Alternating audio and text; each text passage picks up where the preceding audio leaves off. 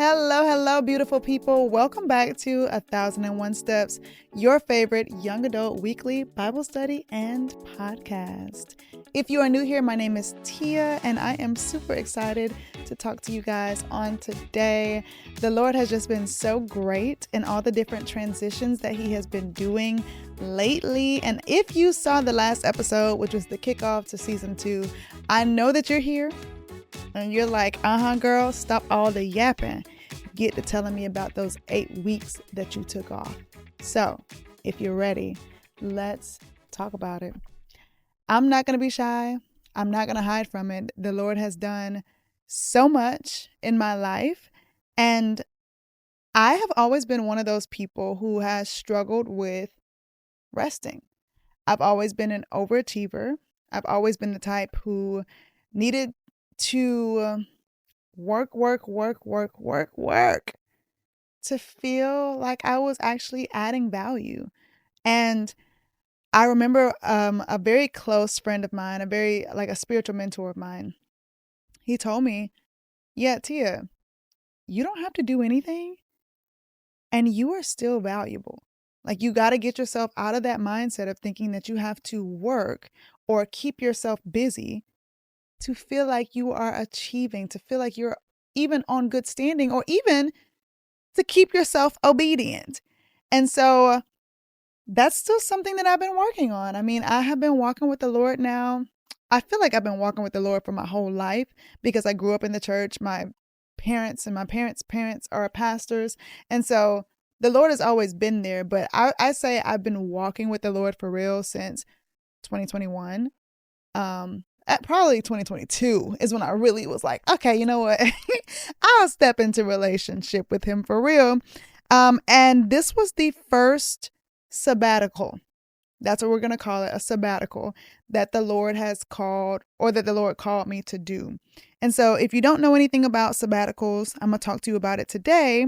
But it is essentially just a time of rest where the Lord, like if let's say you're working in ministry, you'll often hear of like preachers and pastors and teachers taking sabbaticals to it gives your spirit a rest. It definitely gives your body rest. I don't think most people who aren't in like leadership roles understand the demand that can come from being in a leadership role, especially in something like weekly teaching and weekly discipling.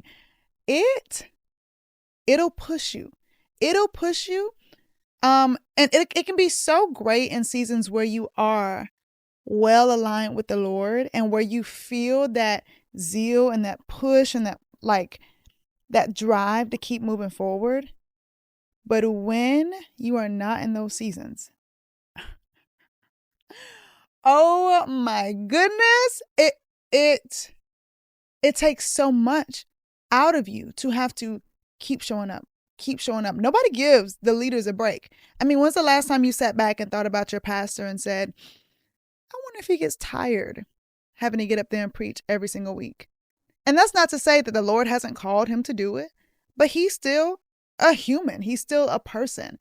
And how often do we get tired of doing the same thing over and over and over again?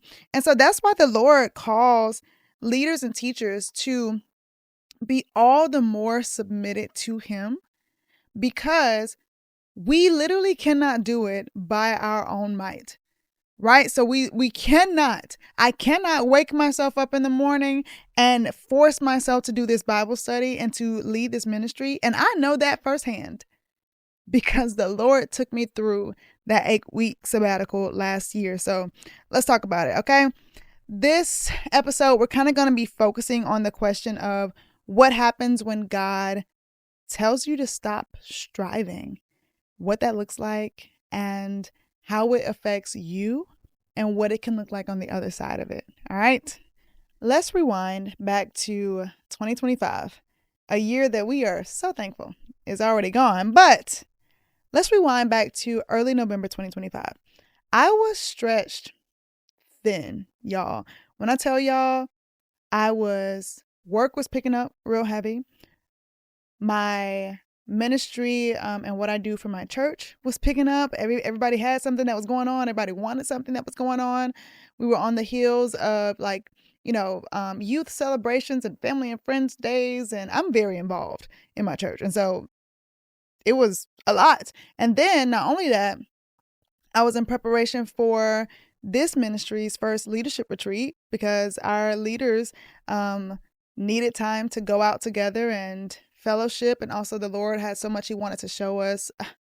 I'm gonna have to tell y'all about the leadership retreat, man. I mean, in whatever capacity I can, that leadership retreat in November was the most beautiful thing that I have ever experienced. It was intimate. It was like the Spirit of the Lord came in so beautifully. It was amazing.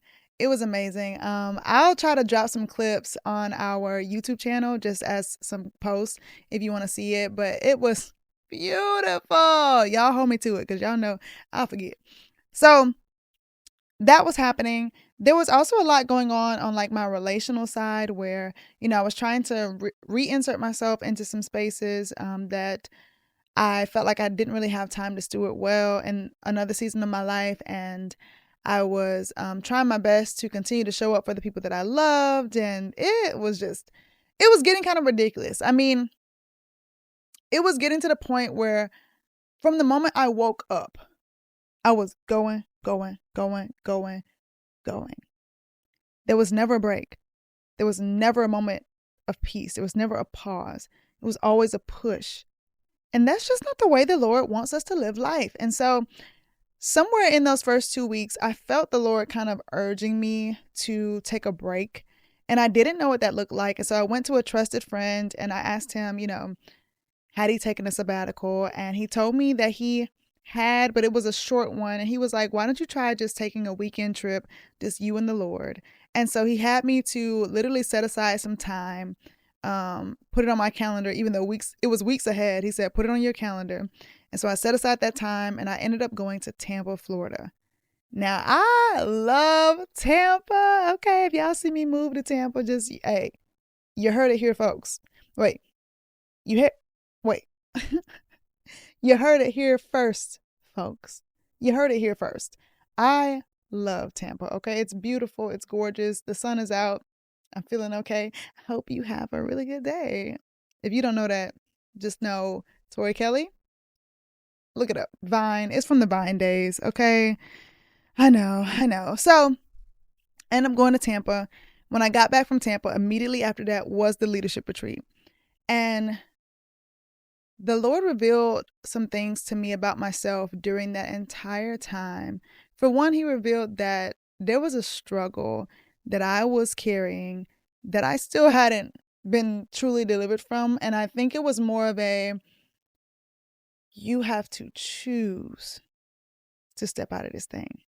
Because, sometimes deliverance can be instantaneous, but the actions that follow deliverance are just as important in keeping you out of the thing that you were delivered from, keeping you away from the thing that you were delivered from. And so I was one of those people, and I realized okay, I got to make some really tough choices in this next season of my life.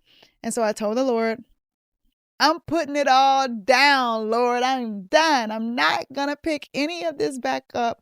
Like, I am going to walk with you no matter what. And even though I was saying that, I'll tell you, I felt really empty because what I was battling left me feeling very lonely, very discontent because I was looking at my life and not able to see the things that I wanted to see. That pride of control, it tries to sneak up. And then, I was trying to do a lot on my own. And so I was struggling. And so after the leadership retreat, I was burnt out. I think I was the textbook definition of burnt out. I could barely show up for the Bible studies. And when I did show up, it was like, this is what I got. I could barely show up for our leadership team meetings. And I mean, even trying to listen and keep relationship with people who I love, I'm sitting there listening and I'm just like, I don't have the capacity for this. I don't have it in me. And so finally the Lord by force was just like, you're going to take these 8 weeks. And so I did. When I first heard it, I prayed about it. And I prayed about it. And I was like, Lord, send confirmation. 8 weeks. Like, that's a lot. What do you mean 8 weeks? And he began to show me 8 different leaders within my sphere of friends and family and people like that who I could ask to come in and lead the Bible study during those 8 weeks. And I was like, okay, cool, whatever. I didn't take it seriously until that point of no return. And then I said, oh, you know what? Let me contact these 8 leaders, because if not, this Bible study, like I'm about to say, cancel it. Like, scrap the whole idea, throw it in the back. Like, I can't keep doing this. I was quite literally putting it so much so on my shoulders. So much so that, like, I wasn't depending on God at all. I wasn't depending on God at all. It was all on Tia to show up. And that gets so hard, especially as, you know, you're trying to do what you feel God has called you to do. You're not, you know, being disobedient. You're not doing anything to step away from God. You're literally trying your best. And to end up in a place of burnout feels deafening. It feels like you are defeated. Like, all of this work that you have done to be the best Christian that you can be, and, you know, show up in the way that God has called you to show up, and all of that just to get to a place of burnout. Now, the thing that probably could have stopped me from being at a place of burnout was listening to the Lord the first time when he told me to take 8 weeks. When he told me that in the first place, I probably could have stepped away. And in retrospect, it's like, yeah, when the Lord tells you to do something, do it then. Do it right in that moment. Like, you don't have to wait. You don't have to, like, be like, oh, Lord, send me 12 different confirmations of that. Like, just, you heard it from God. You know you heard it from God. Do it. Do it, babe, because you do not want to end up at the point where you are depending on your might because you're not walking in alignment with the Lord. And so, okay, let's talk about the 8 weeks, right? So I was burnt out. I was trying my best to come and give y'all like a closing episode to this podcast. Couldn't even do it. I was just like, I don't have it. There's nothing left. So I didn't. During the 8-week sabbatical, peace. It wasn't all peace, I'll tell you that much. At first, it very much felt like I was failing. I was looking at all the different things in my life and I said, I've done all of this wrong. I have done every single part of this wrong. This cannot be what the Lord has called me to do. I'm burnt out. I don't have anything left. I don't feel like I can even sleep enough to get back on track. Lord, what do I do? I felt like I was going to lose momentum. I was worried about this podcast. I was worried about, our reach and our growth and the different things that I want for this community.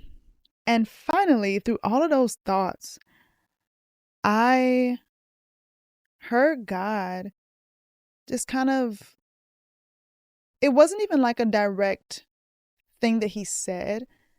I think I more so just felt him rest on me and like felt his spirit just like allow me to say, whew, okay.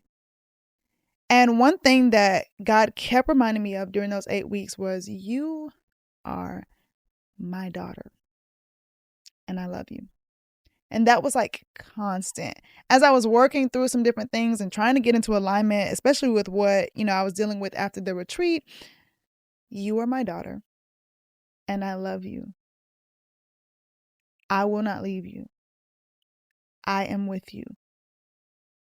And the different scriptures and Bible verses that he was bringing me to were just so beautiful, but one stood out.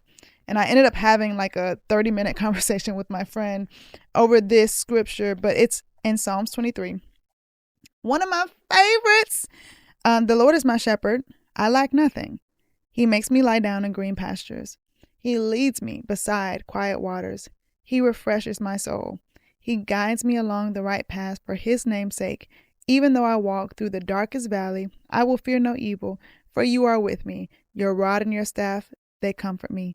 You prepare a table before me in the presence of my enemies. You anoint my head with oil. My cup overflows.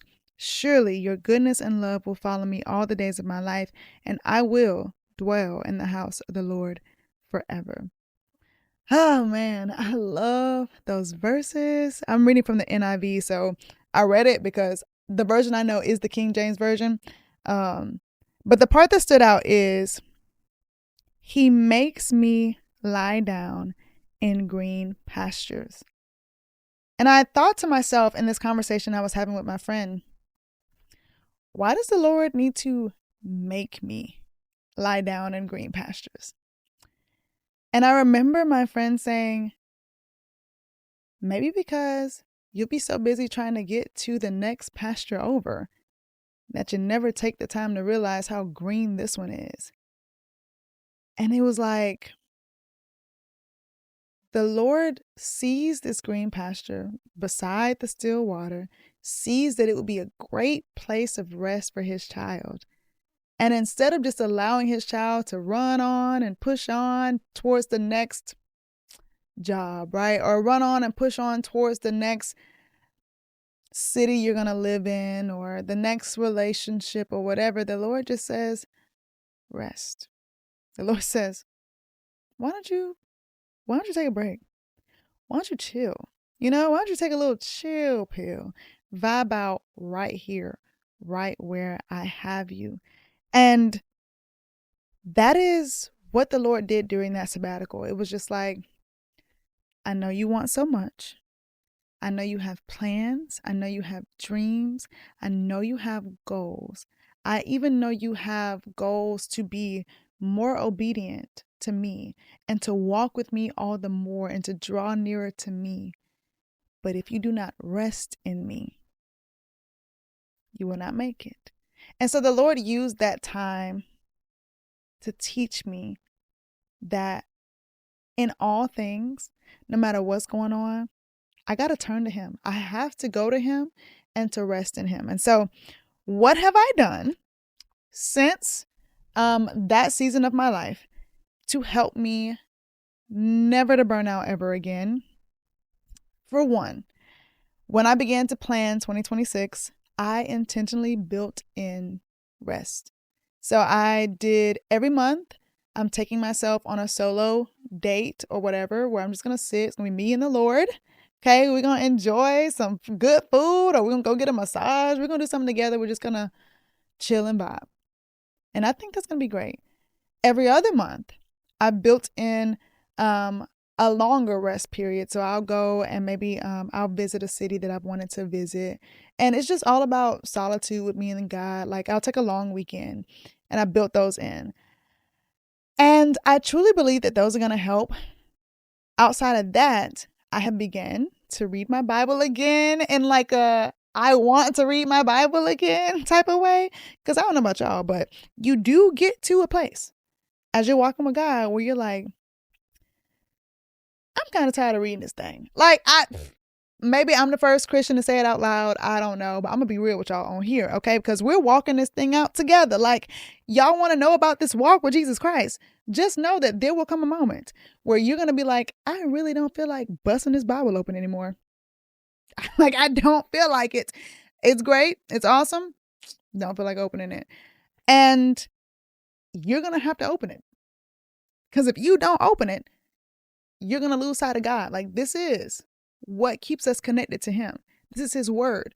When we go to his word, we allow it to do its transformative work in us so that we may be renewed by the transforming of our minds, right? And so if we're not allowing the word to renew us, we're not in a good place. But you reach that point, and I'm telling you right now, you have to have discipline in place, like some set structured things in place so that you keep pushing forward. Even if it's like, okay, you know what? I was reading 5 chapters a day. Now I got to walk it back and only read 1. Like, oh, you know what? I can only read 5 verses before I can pick up and go, cool. But take that time, be intentional with that time. Or even there is this great podcast that I love to watch on YouTube. It is called Heart Dive with Kanoi, I believe. She walks through the Bible chapter by chapter, and she makes it so interesting and so just interactive. If you've never heard of it, go check it out. It's amazing. I'll try to remember to link it down in the description if I remember when I'm editing. I will try to remember to link it down in the description, but maybe you have to switch things up. Maybe it just has to look a little different, and nothing's wrong with that as long as you are continuing to go back to the word, continuing to go back to God, even when it feels tough, even when it feels difficult. So yeah, I'm reading my Bible again in a way that feels so authentic. And I even told the Lord the other day, I want to spend even more time with you. So at night when I normally doom scroll, I'm going to pick up my Bible. I'm going to journal. I'm turning to you. Like, yes, it's going to be a killing of the flesh because my flesh wants to scroll on TikTok for 3 hours, but I'm not going to allow that because my flesh don't run nothing around here. Okay. Like, if I can commit to being in the gym every single day and working out to the point where like I'm about to pass out in the gym, 3 minutes on the Stairmaster and I am almost dead on the floor. If I can commit to that, then I can open up this Bible when I want to doom scroll. Like, I have full authority over my flesh. Don't get it twisted. Don't get it twisted. And so let's say you're in a moment and you're like, I'm listening. Love this. Yeah, Tia, I am burnt out. What do I do next? Your next step is to take some intentional time to rest with God. And it does not have to be a sabbatical. It can be a Sabbath. You can take a day and say, I'm putting my phone down. I'm putting these responsibilities down. I am going to sit with the Lord in whatever way that looks like for you. So if it's starting your day off reading the Bible and then just sitting in a longer time of prayer and meditation than you typically do, right? Just sitting with God there, inviting him in. And then maybe you go for a walk. And during that walk, you talk about the different things you've been feeling, what's heavy, what you really need to release to him. Then let's say you like to cook. You get to cooking. Maybe you bake some cookies. And you do all this with that phone in the other room, like you've left it alone. You do all of this with the intention of resting, knowing that in everything that you're doing in this day, you're releasing to God. God, here is all of this stuff that's trying to keep me down. I will not allow it to keep me down. So if you feel the Lord calling you to take some intentional rest with him, take it. Take it. Okay? It is not by your might. Okay? It is not by your strength. It is by the power of the Lord that is alive within you. And if you're not giving him enough time, giving him enough space, giving him enough attention, you're going to be trying to do it yourself. Don't try to do it yourself. Take it from me. Go to the Lord. Go to the Lord. Thank you all for joining me for today's episode. I truly hope you enjoyed hearing about my struggles of not resting when the Lord told me to rest. And I pray that if God is calling you into a season of rest, that you take it and that you truly turn to him in this moment, knowing that the Lord will not call you into anything that he has not already predestined and prepared for you, and he knows is good for you. So step into it understanding his character, step into it understanding that you need rest and he set it aside for you. And just know, on the other side of this rest, you are gonna bask in God's goodness. I'm a living testament. I'm feeling it right now. The Lord has been so good. Just know I am praying for you. I want to talk to you though. Let me know down in the comments what things have been burdening you lately and what you need to give back to the Lord so that I can be in prayer for you as you take this next step of resting with God. If you did not know, this podcast is a live Zoom Bible study that happens every week on Monday at 7 p.m. Eastern Standard Time. Listen, if you are big on really reading the Word, digging into it, and being taught more about the depths of Scripture, you're going to love the Bible study. Okay, so I recommend you hippity hop right on down to our description and check it out because it's amazing. I mean, I'm there every week and it's the best part of my week. The best part. And I'm not saying that because it's the Bible study that I lead. I'm saying that because even when we have guests come in, y'all, spectacular. So good. Scrumptious. If you have not done so, hit that like, hit that subscribe, and hit the bell so you're notified every time an episode comes out. Our next episode will be in 2 weeks as we have changed the structure a bit to be bi-weekly. So just be on the lookout, not next week, but the week after next. Thank you guys again. I love you guys so much. I am praying for you as we walk this thing out together towards God, one step at a time. See ya.